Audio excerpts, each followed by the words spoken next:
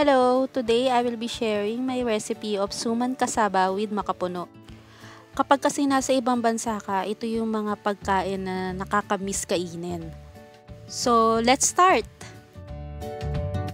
Una, hugasan nyo ang mga banana leaves. Then after that, painitin nyo siya sa apoy. Ginagawa natin ito kasi para kapag gumawa na tayo ng suman, hindi masira yung dahon ng banana leaf. Gawin nyo to sa every dahon ng banana, 5 seconds na idaan nyo siya sa apoy.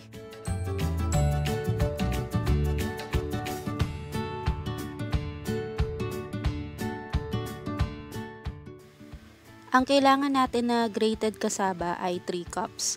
Ang una nyong gawin, tanggalin nyo yung katas ng kasaba.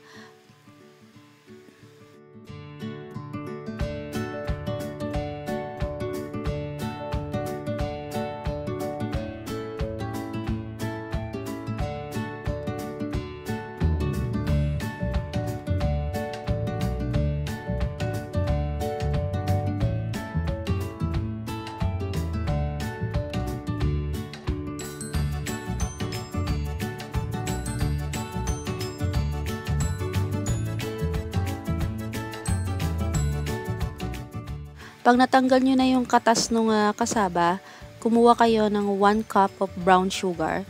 Ihalo nyo siya sa grated kasaba.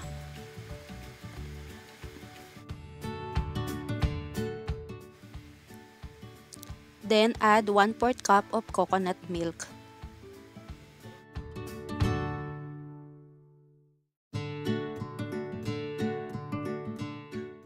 Then 3/4 cup of makapuno.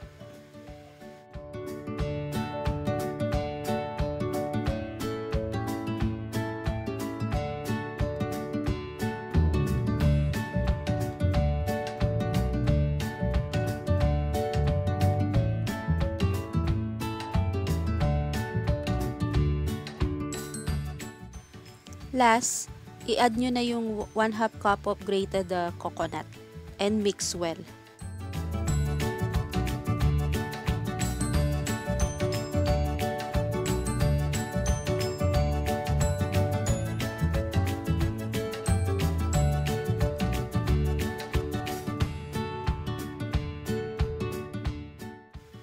Kumuha kayo ng 2 piraso na sheet ng banana leaves. Isang malaki at isang maliit. Then put 1/4 cup nung mixture. Then i-roll nyo lang siya, parang gumagawa kayo ng lumpia.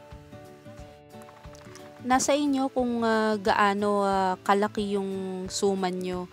Ako ginamit ko is 1/4 cup, pero pwede, kung gusto nyo na mas malaki, pwede nyong gawin na 1/2 cup yung mixture.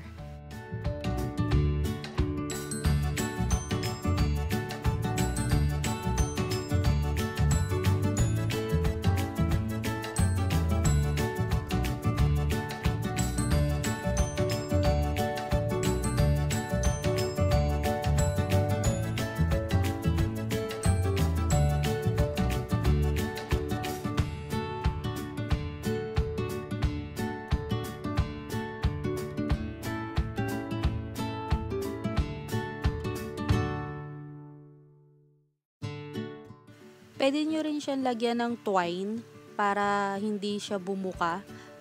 Sa akin, ang ginawa ko yung extra na banana leaves.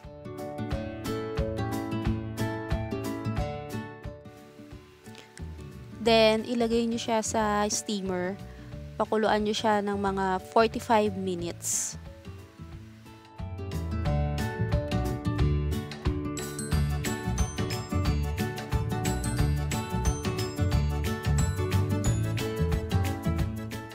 Ito na po ang finished product ng suman kasaba. Thanks for watching!